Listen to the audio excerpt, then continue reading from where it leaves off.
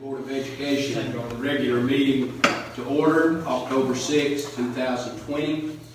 Mr. Moody, would you lead us in prayer, please?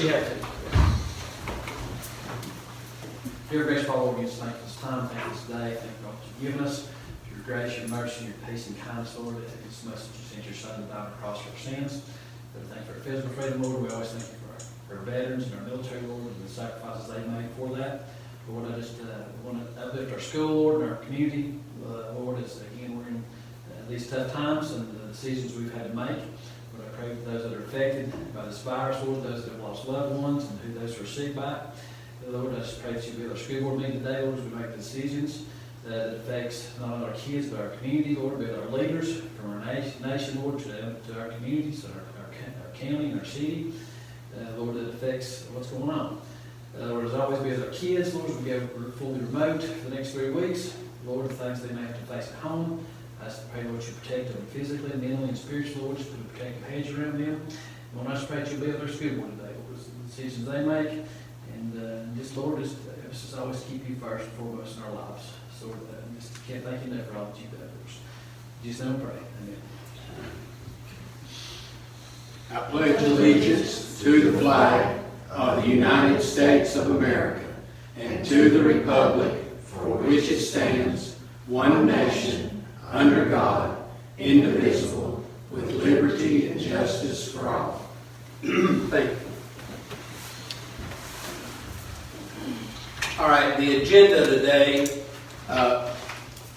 on A, please remove the principal and director updates.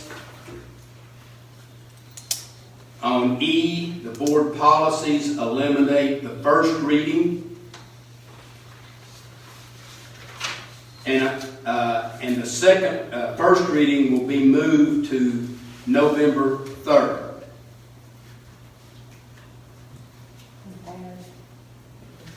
And F, we want to add food truck.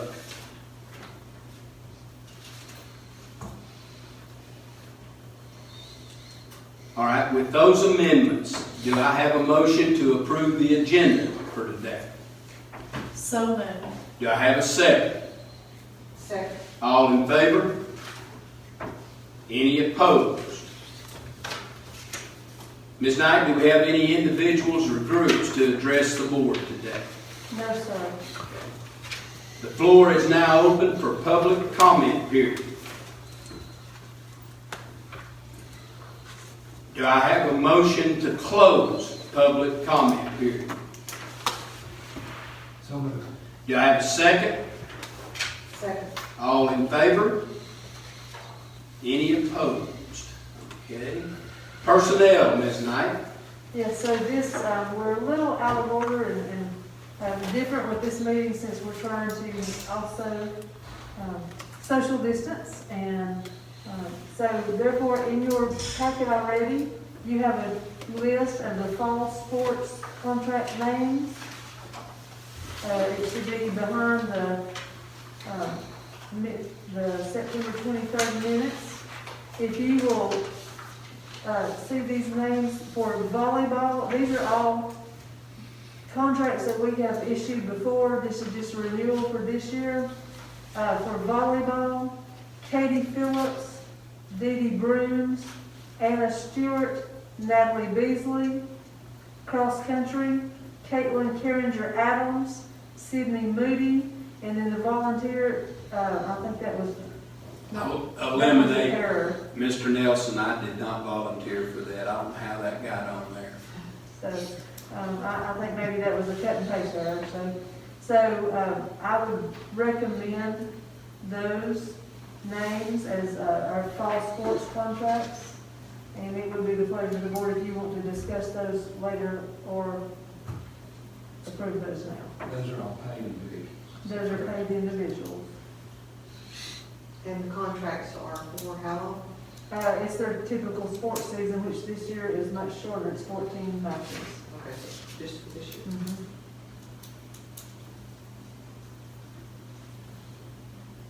So we vote. It's okay. You want to go ahead and vote now? Yes, I do. Okay. Do I have a motion to approve the volleyball and cross-country coaches? So moved. Do I have a second? Second. All in favor? Any opposed? Okay. Beginning teacher support plan, Ms. Knight. Yes, so in your packets, you have a copy of the current, it's last year's 1920 beginning teacher support plan. I would ask that for this year, you reaffirm that plan. Nothing has changed. The only addition that we have is this page behind that. There's a page that says add to the plan, and it's a statement that all the recent graduates complete a survey for their beginning teacher support plan, and that's just a state statute addition for the plan. So nothing else has changed. This is a beginning teacher support plan that we affirm every year, and it's just how we lay out working with our teachers that are in their first 3 years of teaching experience. Do I have a motion to approve the beginning teacher support plan as presented by Ms. Knight? So moved. Do I have a second? Second. All in favor? Any opposed? Okay. Attendance policy revision, Mr. Moody. Yes. As you know, at the beginning of last year, we tightened up our attendance policy, which is working really well because we can't teach kids or keep an eye on them unless they're not here. It was being abused by several people by bringing them notes. And up until the COVID hit, it was working really well. Attendance was up, people were here more on a consistent basis. And you know, if kids are not here, there's underlying issues if they're not here on a consistent basis. And the attendance policy, when we check on them, if you're not here, something else, there's an underlying issue why kids are not here more than 10 days. Then COVID hit, and the policy went out the window. So we had made an amendment to the attendance policy. And just to be honest with you, we'll probably never be able to go back to the attendance policy we had. So basically, you have in your packets the old attendance policy, and on the very last page is the amendment we made to it. When you look at it, it says A, attendance status, in bold letters, and it looks like this right here. Yeah, there's a page behind. The page behind the attendance policy that we have. And so the attendance policy will go like this: on-site instruction days, number 1. Basically, if kids, when those who are here, chose to be here, if they're here at least half a day, they will be counted present. Okay? And that's consistent with what we do now. Yes, it's nothing different from there. But here's the difference. Number 2, remote instruction days. This is what we're having issues with, and how to count those kids at present. At first, and the state really messed us up last year by not taking grades seriously, but we can't just let them log in and say they're present each day when they're not at school, because they can say they're present but not do their work. So we've tied in a sense, them doing their instruction with attendance. So, and we worded it in a way to where it would work for all 3 schools. So basically, to be counted present during remote instruction days, either of the following two statements must be true. Students complete their daily assignments either online or offline, and/or they're present with their live or real-time instruction. Okay? And the reason we put that in there because, you know, with internet problems, some kids just may not be able to get online and view their teachers while it's actually happening. So that should take care of that problem. We may have to put lessons on the flash drive to send home, or the lessons are recorded and they may have to watch it at another day or another time, or so forth and so on, because their assignments are not usually due by the end of the week or the following Monday. They have plenty of time to do their assignments. So the attendance policy is also this: we attach it to them doing their work. So as long as they do their work for a set day, they're basically going to be counted present. So it's like a twofer. Okay? So, and or B, students has a daily check-in or two-way communication in a manner accessible to the school with appropriate teachers as follows: in grades pre-K to 8, would be their homeroom teacher. And then all other grades, each course teacher as listed on a student schedule. Because, in high school, they don't have a basic homeroom, they have different subjects that they go to. So, but one issue that we are having, of course, the paragraph below, student makes one of these attendance requirements described as above will be counted here. We also caught word problem we're having with the DA and is they're not taking attendance violations seriously because of us not having a policy to go by the stick. So problem happened, most of the kids who are fully remote are not doing good work. And they're not taken serious when we go to court, because either we don't have a policy or a lot of times they're just not taking stuff we take to court seriously anyway. So we come up with a policy first that you have here. Number two, like I said, there's always underlying issues, and we're not the only county. Right now, we're probably, other schools are having this issue. Ms. Knight has been on, of course, she's in constant contact with superintendents in our area and also in the state. We're looking at probably anywhere from 25 to 30% fail rate per school across the state with just remote kids. And unfortunately, it's kids that just are not, think they can go there and not do anything, which goes back to last year when the state would allow us to be strict on our grading. Okay, and so everybody's following this along, so I don't know if they thought they'd just keep doing that or not, but we've got this policy in place. They get attached to work with their attendance. So we do still use Dwayne Sellers, who is our counselor for attendance. He still goes out. We've got this set to do 3, 6, and 10-day letters. And now we have the proof that they're not doing the work, not doing their attendance. So, so as another extra bonus, last couple of years, we're going to start this team court. And I don't know if y'all remember me talking to y'all about that, about kids who are getting in trouble. A little extra outside help with misdemeanors and an outside entity to help direct kids back on the straight path, and keep them out of trouble for future. Well, again, COVID hit, sort of messed that up. But now I've been talking with Gabby, who is our liaison with a couple of judges who are backing us up on this. We are directing teen court now towards these kids who are remote absences. So they're going to get involved and help us. So we're going to start using teen court to bring parents of these kids in, okay, to address this issue and put them like on probation. So if we do go to court with these kids who are failing and not doing attendance on remote, this is one extra thing we'll have when we go to court. So listen, we've done everything. Even this outside entity has come in to help us with this, and it still doesn't work. And now that sort of maybe go back to the court system and the DAs and say, listen, they're doing everything they can to help these kids. They're still not doing it, and that'll maybe put a little extra muscle behind it to where we can get these kids in and doing what they need to do. And because I really foresee, and I think Ms. Knight will back me on this, I think we'll always have remote from here on out. It'll be an option, don't you? If it's going to be an option, it's going to be taking kids who are going to be taking it with the kids probably not take school serious. So we've got to figure out some way to hold something over their head to get them to do their work. And attendance right now will be the best way to do it. So we're going to use Dwayne as our liaison. He'll, when he delivers a 6-day letter, he'll be delivering a letter saying, listen, okay, this is your 6th day. You'll also be getting a visit from teen court remediation. We're hoping that will raise their eyebrows because they don't know what that is. And when they find out it's not school related, this will be court related, that it may get some of their tensions that they need to get their kids act together.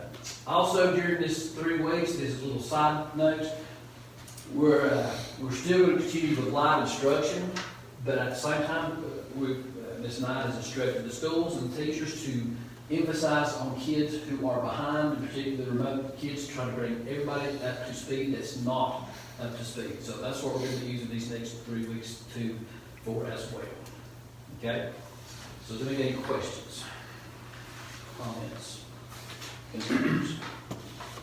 Daily assignments can be done, if they're due a week from now, they can be done any day at any time, right? Yes. And as long as they finish the assignment and turn it in, then they're counted present for that day's class. Yes, and again, going back to the internet issues is why. they roughly get a week, maybe a little bit longer, to get full credit. That there's not a school that will not accept an assignment at any time, that they may not just get full credit for. Now, let me tell you what happened this first 9 weeks. Again, going back to the state tying our hands from what they did last semester, that we're still having the ripple effects from that. We've decided the first 9 weeks, when they get their report cards, we're putting the actual grades on there. They met at 15, 20, whatever. But what we're going to do is we're going to give them a 3-week grace period. And Ms. Knight, please correct me if I'm That's correct. We're going to give them a 3-week grace period to make up that grade up to just a passing grade. But they'll have 3 weeks to do it. That will be a one-time deal only. To let them know, okay, we're serious about this, but after this, no more. Everything has to be caught up, made up within that 9 weeks, because what you get from here on out, that report card, that will be it. Trying to get them to understand that we're going to take it serious. If you're going to do remote, what you may do is what you're going to get. But like I said, they'll get roughly a week, maybe a week and a half to get full credit. Anything that's turning after that, the teacher will work with them, but they're just going to get full credit for it. They'll get a passing grade. They'll get a passing grade, correct? Because that's not fair to the kids who are doing their work on time. That's true. So, Yeah, we just felt like at this point, there was a lot of barriers and a lot of confusion. I think the state caused a lot of confusion in March, like Mr. Moody said, when they said, hey, just take the grade you got, you're done. And so I think now, sorry, I'm not sure you can hear me. So I think now, it's just hard to get that message, to rewrite that message with people. So I think giving them that 3-week grace period at the end of this 9 weeks is a time to remediate and pull their grades up. That way, for a child that will be failing at the end of the first 9 weeks, it would give them a shot at passing everything for the second 9 weeks as well. But particularly the high school kids that are just on the semester system. So we feel like this is a fair policy and it puts something in writing for us to kind of have some guidelines to go by. And this policy that we've submitted, the attendance policy, is consistent with other LEAs in the state. and also when we do these, and keep in mind too, we are doing home visits. If we can't get home these kids, we're going out to them. That's one thing I've repurposed with our SROs, is going to them, and I'm not sending anybody alone. I tell the SROs, if the SROs are busy, or I'm not sending Dwayne to the house by themselves, and if they can't go, I tell them to come get me, I go with them, because I don't want to send anybody alone into an unsafe situation. But we're continually checking, because like I said, some kids you can't find, they drop off the face of the earth, it seems like. So we're continually looking, going, searching, seeking to make sure these kids are all right, because if you can't get a hold of them, again, there's something not right. So we're laying eyes on everybody to make sure they're safe, both physically, mentally, academically. So that's how we've repurposed our SROs for that. And plus, like I said, it adds a little extra oomph when they're getting a visit with somebody with a gun in their baggage, to let them know too, hey, we're serious about the well-being of your child. So, The lack of learning, I guess, the online learning, is that across grade levels, or is it more specific? It's not only across grade levels, it's across school districts. Even the ones that are coming here 2 days a week, and we're struggling with them at home. And again, there's nothing that can substitute face-to-face learning. We'll take what we can. But like I said, Mr. Madison brought it up one year with the study. When a child has a bad teacher, it takes 3 years to recoup. This is going to have this will have lifelong after effects until we get them all back in. I know we can't help this. Our hands are tied, but it is a struggle. We only have 2 days. I know, and each school is different, but elementary is really struggling because you have 1 day, then you got to wait 4 and try to teach them again. Some people would like to have them back 2 days back to back. Some would rather have them spread out. So depending on what you teach, especially math, but if you have them back to back, then you got to wait 5 days, to get them back. So there's no silver bullet, and we knew that going in. There's no way to make everybody happy with what we do. There's no way to make teaching this the best way, we're just doing the best we know how. So, one thing we did do, and I applaud Ms. Knight for doing it, is bringing all of K-3 back, like I said, having them 4 days, because there's nothing to substitute learning K-3, because that's when you learn to read, that's when you learn the basics of math reading, and plus it also has community with childcare. So at least we did that, and we got them back for at least 8 weeks, which is more than twice what we was hoping for. Anyone else? Go ahead. May I make a recommendation? What you're asking is that you do an emergency adoption under policy 2420. And I'd like to make this section E of our current attendance policy, and then you not bring it back next month. I mean, you go ahead and do an emergency approval, and then I'll make it section E of the attendance policy. And you can look at it again next month, in case you've all gotten any questions from the community. Make the attendance status, make this section E? Or- Right, under our current attendance policy, Okay. and go ahead and approve it today, even though it's the first time on. Okay, Go ahead and approve it under your emergency okay. adoption of policies. And then I'll get with Robert and clean it up and make it part of the current attendance policy. Okay. Fit it in there. Okay, do I have a motion to approve the attendance policy revision presented by Mr. Moody and make the extension attendance status on-site instruction days and remote instruction days, make that section E temporarily until we get it approved? Do I have a motion to approve that? Do I have a second? Second. All in favor? Any opposed? Thank you, Mr. Moody. Yes, sir, thank you. All right, board policies. We've eliminated the first readings, and we will go through the second readings, Ms. Davis. All right. In September, we looked at these, and there were 10 of them. There are 10 of them. They're all emergency. While 2 of them are not new per se, the rest are, have been rewritten. And it has to do with particularly the pandemic. But at any rate, if you have any questions, this is, I'll be glad to answer those, but this will be the second reading of those. And then I'd clean them up and put them in the policy manual. When I call for the vote, do I have to go through each policy and read it, or do I just say the second reading The policy? second reading policy set forth on the October 6th attachment. Okay. Okay, thank you. Do I have a motion to approve the second readings of the board policies, changes and amendments of October 6, 2020? Do I have a motion? So moved. Do I have a second? Second. All in favor? Any opposed? Thank you, Ms. Davis.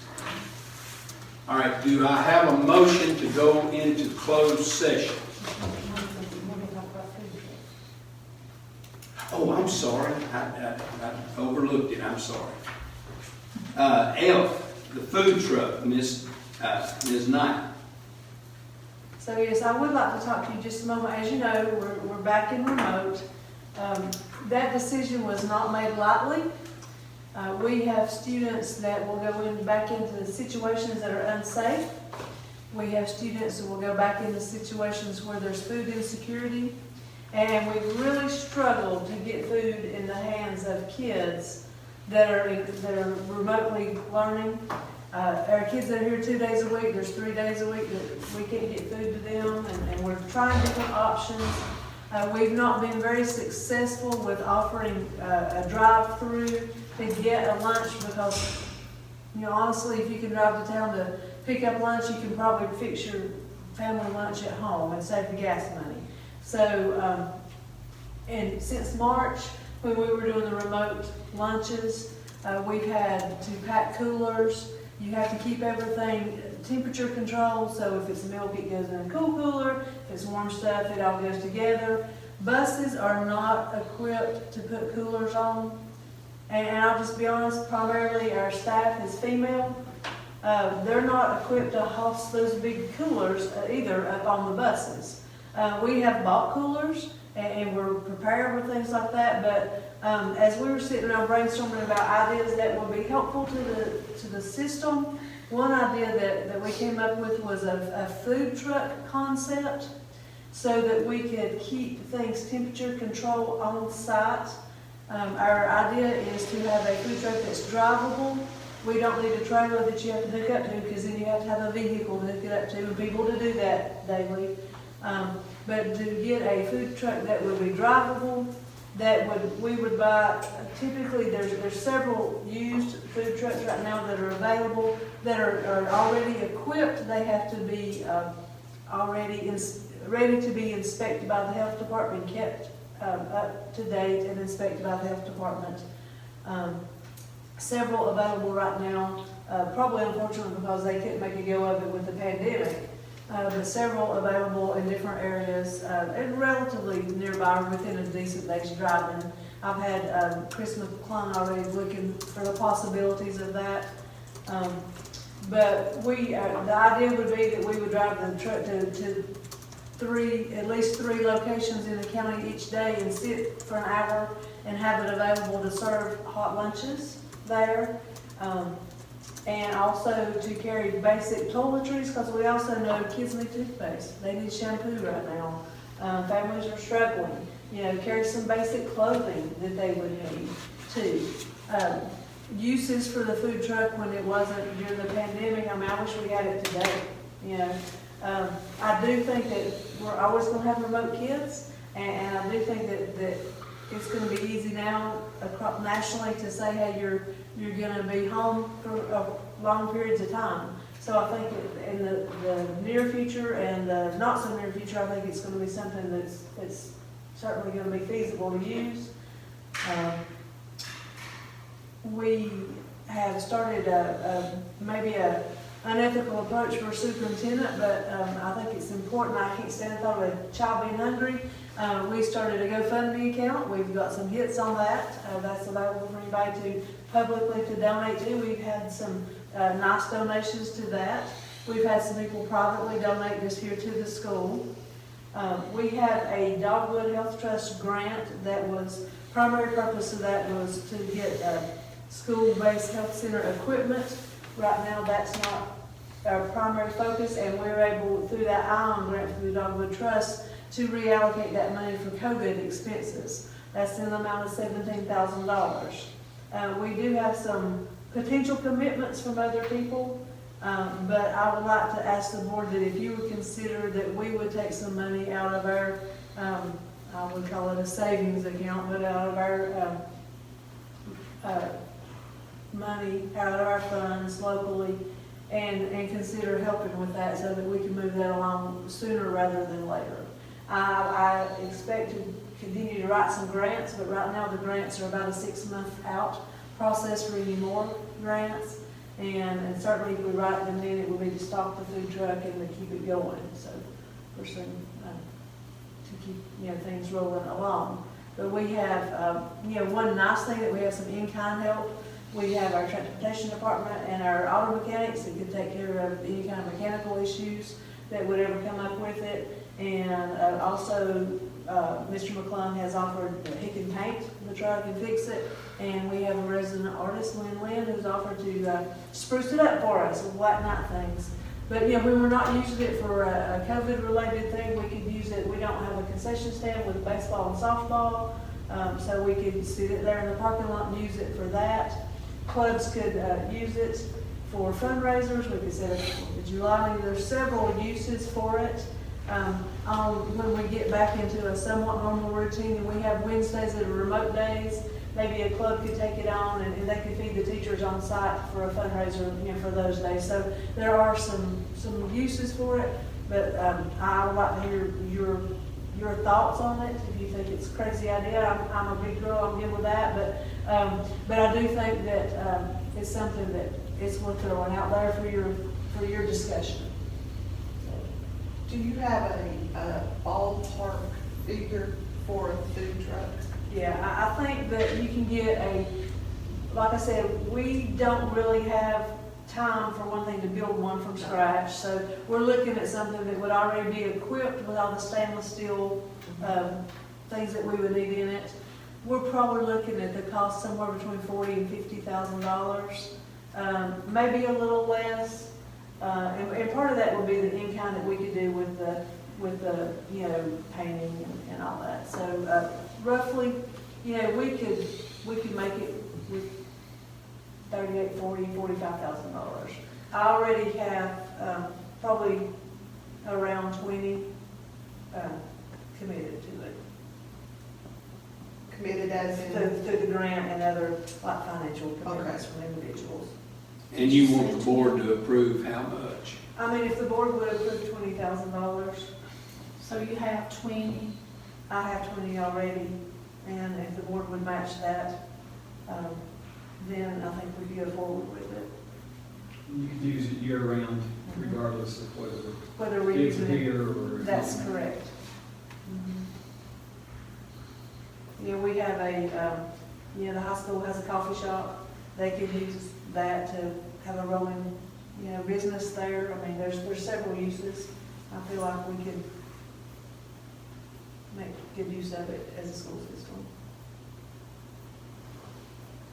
I know it's a lot to ask, but we are financially able to do that kind of commitment. We would want to financially do more, but I do think that kind of commitment is something that financially we're able to pull off. That sounds good to me. me too. All right, do I have a motion to approve Ms. Knight's suggestion to buy the food truck and that the school board contribute $20,000 to that food truck? So moved.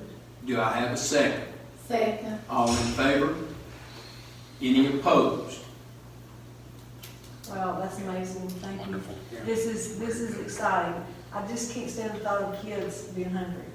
And if we can get more meals out to the community, then I think that you made a wise investment. I think so too. Okay, anything else? No, closed session will be at your discretion. I All don't right. have anything further in personnel unless y'all do. No. We've already taken care of personnel. We already did that, okay? And so action item personnel. So we're done? Announcements? I'm done if you're done. Okay. Do we have any announcements, Ms. Knight? Our next scheduled Board of Education meeting will be a regular scheduled meeting on November the 3rd at 10 a.m.